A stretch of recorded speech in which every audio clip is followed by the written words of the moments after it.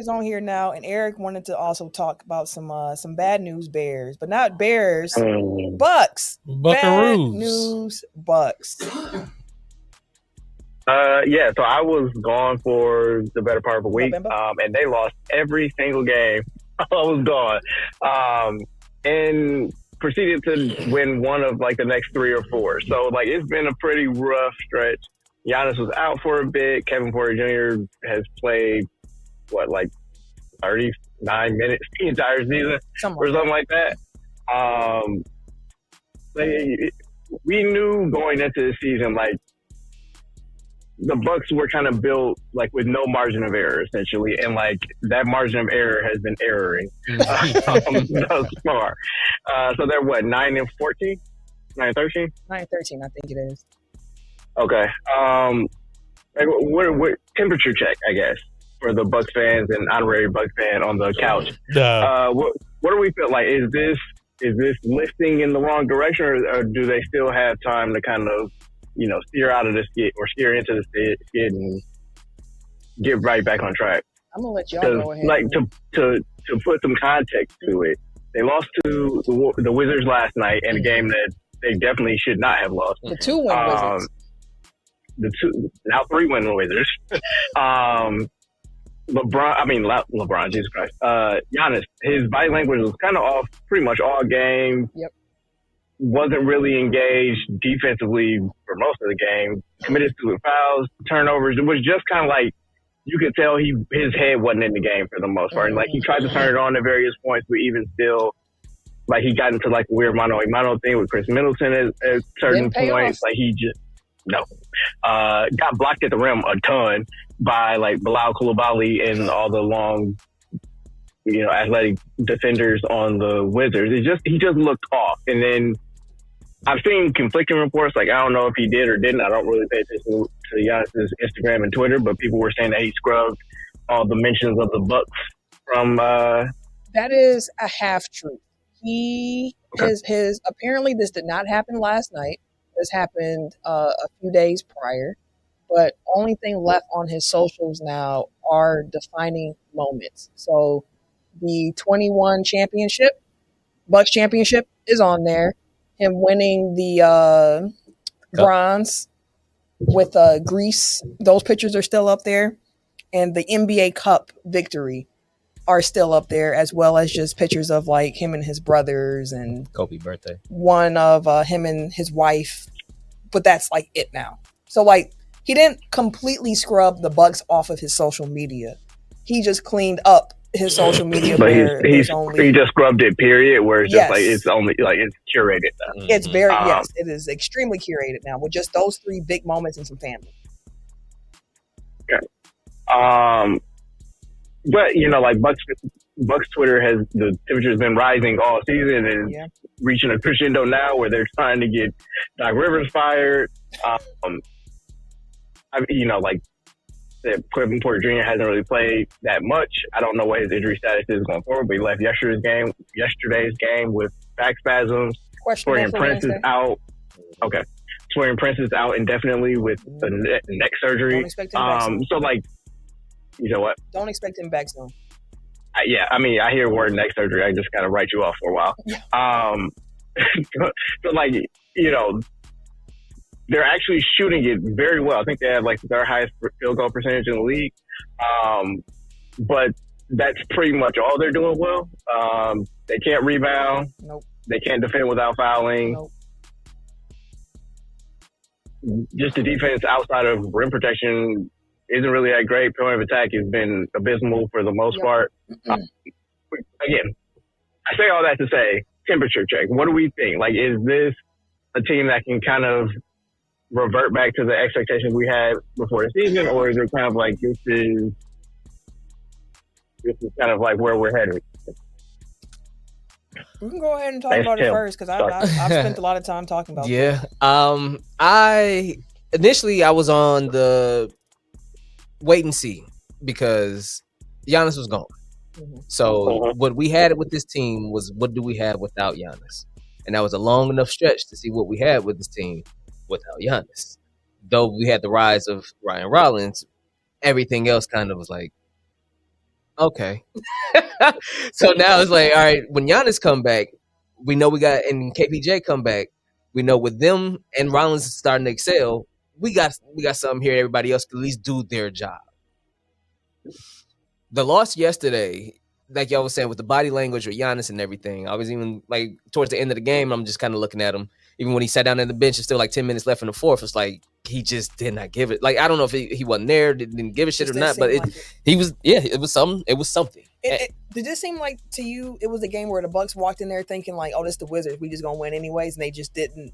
I think that it got to that point when it was like I was talking to you in the car about it, but 81-65 is what stands out to me.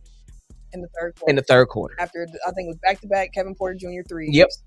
And then, because, after that, he just walked off. And then they couldn't score no more. Nothing else. 81-65 stands out to me drastically. Great. That's 16 points. But at the point in time, we had all the momentum. We had all, like, they was getting steal, turn around three, then turn around, get a steal, turn around three. Like, we were just embarrassing them, dog walking them. And I think at that point is when that kicked in. What you said was, we good. It's the Wizards. And then from that point, they couldn't get it back. We can turn back on at some point because it's just the Wizards. And they couldn't. I think that, and when I was watching that, I'm like, I feel like that was part of Giannis's issue. Like, you motherfuckers got complacent. But it's part. It's him. He on the floor too. He was the one who led it. To be honest with you, I feel that. Like, here's my thing about Giannis, right? And it's like I understand that everything is on him, so it's a very heavy burden. But this is also what you've asked for. Like, you're the one that didn't mesh with unnamed other stars that you've had the opportunity to play with. You're the one that shot down different trades over the years that would have taken the ball out of your hand. So you kind of asked to take on this burden. So, like, when the defense is kind of predicated on Miles Turner being the rim protector, you kind of flying around and doing stuff, and you're just kind of walking around on defense, like, the defense ain't gonna be that great. Like, and that's not to say like it's every game, it's every possession, but it's like it's very noticeable when he's just kind of like not giving the energy, playing center field, but isn't really guarding anybody. Like, just taking us. Defense is a trust. Yeah, defense is a trust exercise. Team defense is a trust exercise. So, like, if you aren't holding up your piece of that, like, everything is gonna fall apart. So, like, I'm not saying it's Giannis' fault, but I'm saying like he has some blame to take for at least last night. And like there have been times, like Giannis has built his reputation on. He's the hardest worker. He's always his motor, everything yada. But he is also getting older, and he can't do it every possession, So, like, I get it, but there is some culpability there too. Which, again, having more stars, like being able to play nice with others, like might allow for there to be more, But we are where we are. It's whatever. Yeah. But this team is built on Giannis being MVP Giannis and doing this night in, night out. So if he has an off night, it tanks things. Chances are the Bucks aren't going to be great either. I feel like he was brooding last night. Yeah, because early in the game, he went up to the ref and was complaining about getting hit. You saw him showing his arm to her, like, "Hey, I'm getting smacked." And I think he is getting frustrated with the whistle that he's been getting. It's one of those things for the Bucks where it's a lot of things that are true at the same time. The Bucks are built. The whole idea this summer, right, was that we were going to be younger, more athletic, play defense, get out and run and shoot more threes. That was the plan for this team. And after a quarter of the way through the season, it has not come to fruition in the way it was hoped. They are knocking down threes at a high level. They are still first in the league at actual, like, the percentage, 3-point percentage that they're knocking them down. They're shooting them at like a 41% clip. Crazy, right? But they're middle of the pack in attempts still. They're taking one more three per game than they did last season. Middle of the pack. They have gotten worse rebounding. Oh my God, we can't rebound for shit. And the defensive rebound, they've never been a good offensive rebounding team, so that's not something I expected. In the league. They were 30th last year. They were 30th the year before. That's something that they've never been that great at. The difference is that they've been a good defensive rebounding team, and this year 23rd. They have not been that. They have been allowing teams to get second chance opportunities. And their losses, is a normal trend of the turnovers picking up. And they're not generally a bad turnover team.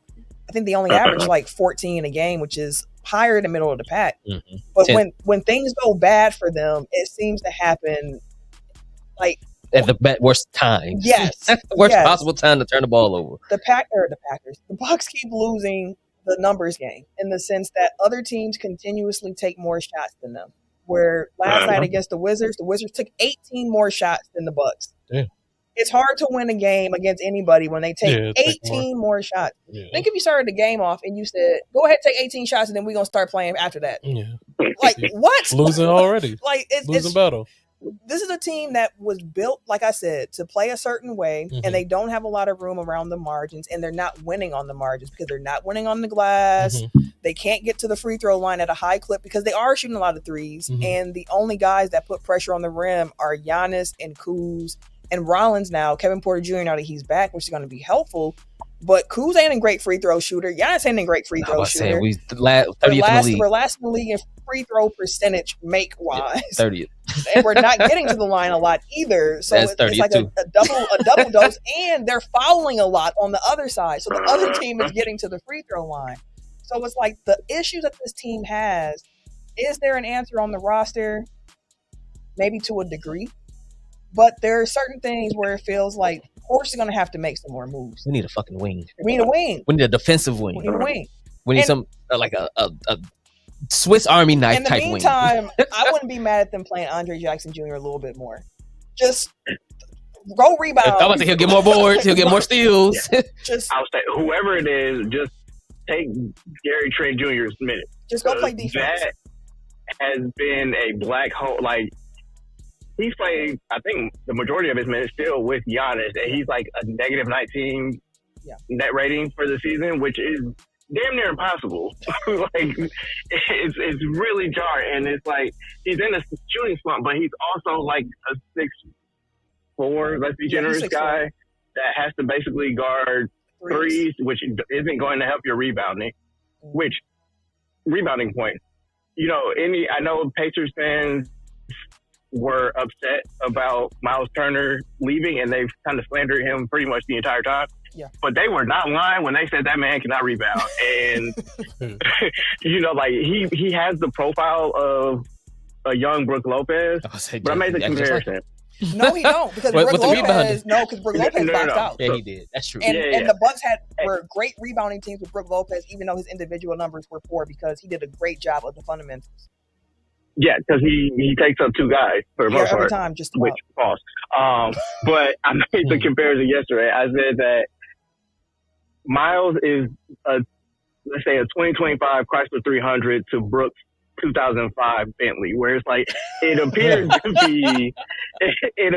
be the same thing until the real thing shows up, and it's just But here's the thing too. It's just newer. You know what I mean? Like I don't think the Bucks are also utilizing Miles Turner in the best way. Oh no, for sure. I think, you can tell that Doc doesn't really trust him. Like the amount of times that he's gone with Bobby Portis down the stretch instead of Miles Turner. Which is why are we doing that? Bobby, listen. Bobby is the mayor. I love Bobby Portis because of what he did for us in the championship, what he means. But Bobby was already a poor defender. Last year, I was like, hey, maybe something. Nope, was wrong. It is not anything at this point. What we're seeing from him, he looks a step slower at this point. Yep. And if Bobby isn't out there giving you 15, 18 points, it's a moot point because he ain't going to give you the defense. If the offense ain't there, there's really no point. And I don't want to see no more Cole Anthony, Bobby Portis lineups. I don't want to see Cole Anthony, period, if we can help it. It's hard, right? Because it's like there's no real one thing you can point to and like, just do this better. The only thing you can point to right now is like, hey, rebound, defensive, box out, defensive rebound in possessions. Take care of the ball. And I would say about the fouling point, like it's just like, and you guys know I always put track when Tim starts his rants on the ref, but god damn, they got a bad whistle. And like, they do. Not to be conspiracy brother, but like they put in the call like get Giannis the fuck out of Milwaukee, and we're gonna frustrate him until he does. Mm-hmm. It's a double whistle, right? Because it's like they get a bad whistle, but on the other side they be fouling too.